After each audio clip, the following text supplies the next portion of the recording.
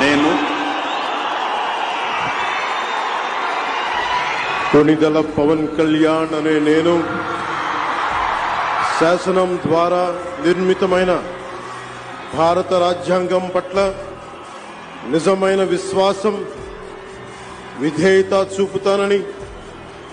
భారతదేశ సార్వభౌమాధికారాన్ని, సమగ్రతని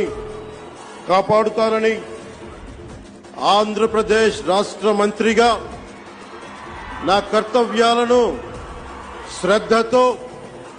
అంతఃకరణ శుద్ధితో నిర్వహిస్తానని, భయం గాని, పక్షపాతం గాని, రాగద్వేషాలు గాని లేకుండా రాజ్యాంగాన్ని, శాసనాలని